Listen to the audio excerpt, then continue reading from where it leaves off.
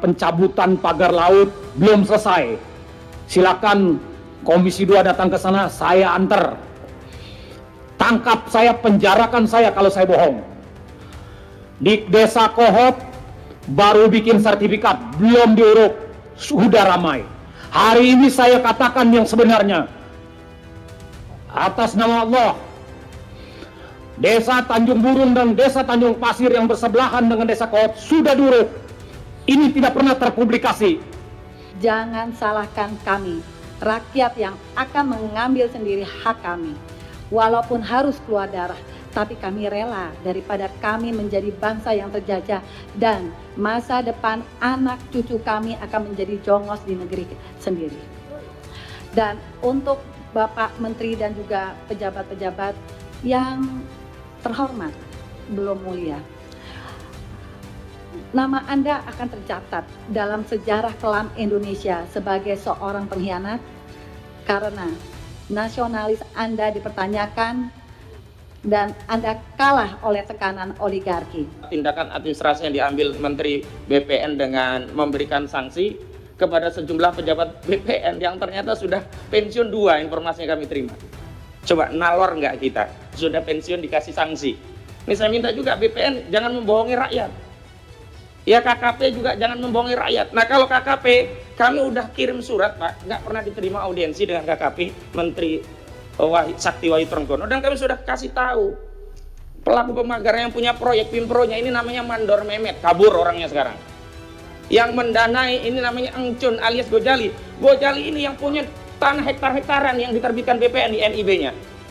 A Gojali, nama Cinanya Engcun, namanya A Gojali, dia juga pelaku. Kemudian siapa yang mensupervisi? Ahli Hanafi Alijaya, orangnya Aguan. Udah tahu semua ini. Bismillahirrahmanirrahim. Assalamualaikum warahmatullahi wabarakatuh. Assalamualaikum warahmatullahi. Yang saya muliakan pimpinan dan anggota Komisi 2 DPR RI. Saya Hambali. 51 tahun yang lalu saya dilahirkan di Teluk Naga. Artinya tidak sedikit pun waktu saya berpindah dari Teluk Naga sampai hari ini. Saya tahu perkembangan apa yang terjadi karena saya tidak pernah merantau.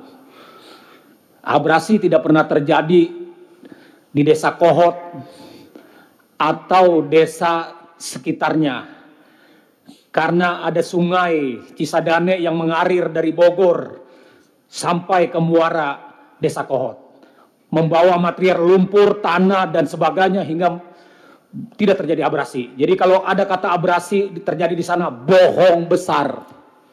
Itu yang pertama. Yang kedua, pencabutan pagar laut belum selesai. Silakan Komisi 2 datang ke sana, saya antar. Tangkap saya, penjarakan saya kalau saya bohong. Di Desa Kohot baru bikin sertifikat, belum diuruk, sudah ramai. Hari ini saya katakan yang sebenarnya. Atas nama Allah, Desa Tanjung Burung dan Desa Tanjung Pasir yang bersebelahan dengan Desa Kohot sudah diuruk. Ini tidak pernah terpublikasi.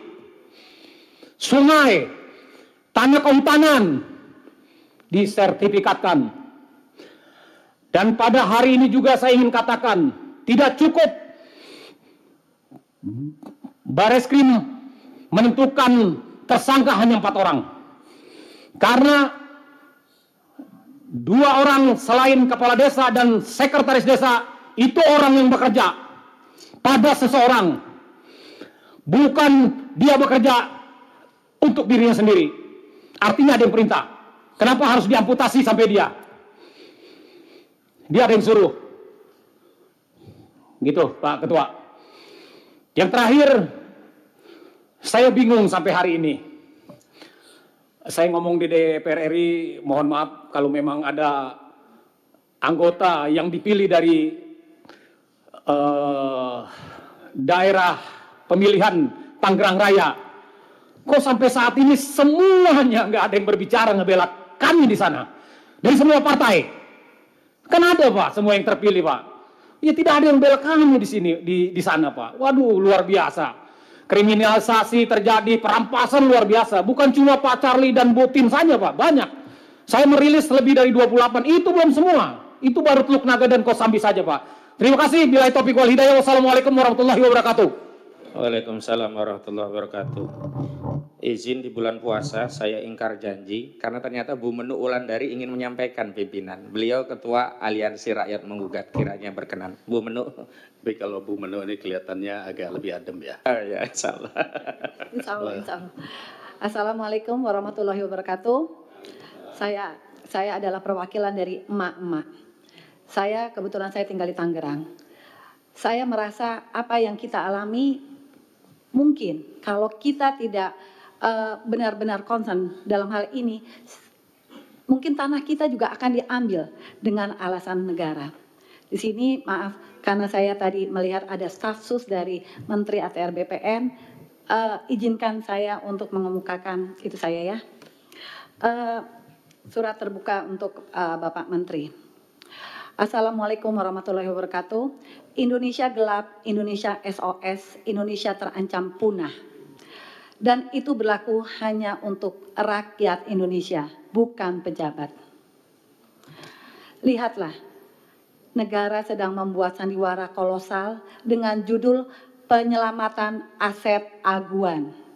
Satu persatu mundur, mulai dari Kejagung, Bareskrim, dan terakhir adalah Menteri ATR BPN yang batal untuk mencabut sertifikat laut milik Agung Sedayu Group. Bapak Menteri, apakah Anda tidak sadar yang Anda lakukan sama dengan menjual negara kepada asing? Dan berapa puluh juta penduduk Banten yang akan selamanya terzolimi dan terancam punah akibat pembatalan yang Anda buat? Sudah banyak pembuktian dan penelitian mengatakan sertifikat tersebut melanggar aturan dan mengancam ekosistem setempat. Ada apa di balik pembatalan tersebut? Dalam kasus PSN PIK 2, negara tidak pernah hadir untuk rakyat. Padahal tidak ada negara tanpa rakyat. Bila negara tidak bisa menjamin hak rakyatnya, maka jangan salahkan kami, rakyat yang akan mengambil sendiri hak kami. Walaupun harus keluar darah, tapi kami rela daripada kami menjadi bangsa yang terjajah dan masa depan anak cucu kami akan menjadi jongos di negeri sendiri. Dan untuk Bapak Menteri dan juga pejabat-pejabat yang terhormat, belum mulia, nama Anda akan tercatat dalam sejarah kelam Indonesia sebagai seorang pengkhianat karena nasionalis Anda dipertanyakan dan Anda kalah oleh tekanan oligarki. Tunggu pembalasan kami adalah rakyat yang menggugat. Wassalamualaikum warahmatullahi wabarakatuh. Waalaikumsalam warahmatullahi wabarakatuh. Kalau saya lebih serem sama yang ini. Masya Allah. Karena kalau emak-emak udah ngomongnya dalam itu, Iya, tajam itu. iya betul. Cukup dari tim advokasi? Saya ingin bacakan kesimpulan rekomendasi. Kesimpulan, sedikit. oke. Baik. Dari berbagai fakta yang sudah kami sampaikan, kami berkesimpulan bahwa kejahatan perampasan tanah yang terjadi di wilayah Banten ini sudah terjadi secara terstruktur, sistematis, dan masif meminjam istilah yang umum digunakan oleh MK, melibatkan pejabat dan aparat dari pusat sampai daerah. Kedua, karena itu kami merekomendasikan kepada DPR RI untuk membentuk panitia khusus untuk dalam rangka melakukan audit baik dari sisi kinerja, keuangan, juga hukum, dan kemudian melakukan proses terhadap setiap pelanggarannya. Ketiga, kami harapkan dari DPR RI memberikan rekomendasi atau tuntutan kepada pemerintah untuk segera mencabut status PSN PIK 2 dan menghentikan proyek PIK 2 sampai hasil audit nanti bicara apa. Karena hari ini proyek itu tetap jalan, pelanggaran-pelanggaran itu terus terjadi, dan mereka berusaha memanipulasi informasi dengan mendatangi sejumlah tokoh-tokoh untuk melegitimasi apa yang mereka lakukan, baik legitimasi hukum sampai legitimasi agama. Terakhir bicara tentang Ihyaul Mawat, menghidupkan tanah mati sebagai dalih legitimasi bahwa Aguan itu hebat secara agama Islam karena menghidupkan tanah mati. Padahal kenyataannya tidak ada 1 inci pun tanah di Banten yang masuk kategori tanah mati sebagaimana disebutkan dalam fikih Islam. Selanjutnya, usut tuntas pelanggaran hukum dan proyek PIK 2, baik pidana umumnya yang sudah jalan Pidana umumnya ini 363 dan 366 junto pasal 55 dan 56 KUHP. Saya pastikan tidak hanya dilakukan oleh Arsin, Kepala Desa Kohot, Kecamatan Paguaji, Kabupaten Tangerang, tapi juga dilakukan oleh sejumlah kepala desa dan aparat desa lainnya di 6 kecamatan dan 16 desa yang ada pagar lautnya. Pidana khususnya, ini dugaan kami ada penyalahgunaan kewenangan atau perbuatan melawan hukum yang merugikan keuangan negara, baik kerugian langsung atau aset negara yang hilang, dan menguntungkan diri sendiri, orang lain, atau korporasi. Baik pejabat penyelenggara negara itu adalah pejabat atau aparat, termasuk aparat pemerintahan desa. Karena itu pidana khususnya juga harus digetok lagi, dijalankan lagi. Jangan sampai seperti Kejagung kemarin malah mundur dengan alasan yang nggak masuk akal. Kenapa? Karena Barreskrim saat ini bukan menangani Pitsus, Pidum. Artinya Pitsusnya tetap jalan.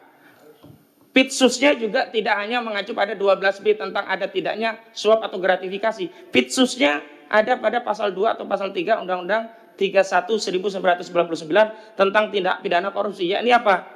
Korupsi, penyalahgunaan kewenangan atau perbuatan melawan hukum untuk menguntungkan diri sendiri, orang lain, atau korporasi, dalam hari ini korporasinya aguan, yang merugikan keuangan negara, baik natural uang negara maupun aset negara. Dan terakhir ada juga administrasi. Saya kira jangan sampai kita merasa bahwa tindakan administrasi yang diambil Menteri BPN dengan memberikan sanksi kepada sejumlah pejabat BPN yang ternyata sudah pensiun 2, informasi yang kami terima. Coba nalor nggak kita? Sudah pensiun dikasih sanksi. Ini saya minta juga BPN jangan membohongi rakyat. Ya KKP juga jangan membohongi rakyat. Nah kalau KKP, kami udah kirim surat Pak, nggak pernah diterima audiensi dengan KKP Menteri Sakti Wahyu Trenggono, dan kami sudah kasih tahu pelaku pemagar yang punya proyek Pimpronya ini namanya Mandor Memet, kabur orangnya sekarang. Yang mendanai ini namanya Engcun alias Gojali. Gojali ini yang punya tanah hektar-hektaran yang diterbitkan BPN di NIB-nya. A Gojali, nama Cinanya Engcun. Namanya A Gojali, dia juga pelaku. Kemudian siapa yang mensupervisi? Ahli Hanafi Alijaya, orangnya aguan. Udah tahu semua ini. Cuman kita semuanya pura-pura nggak tahu atau pura-pura bodoh. Makanya di forum yang formal ini, kalau sampai ada yang pura-pura tidak tahu atau pura-pura bodoh, berarti mereka secara nyata turut serta terlibat dalam merusak kedaulatan negara dan rakyat Indonesia. Demikian dari kami. Assalamualaikum warahmatullahi wabarakatuh.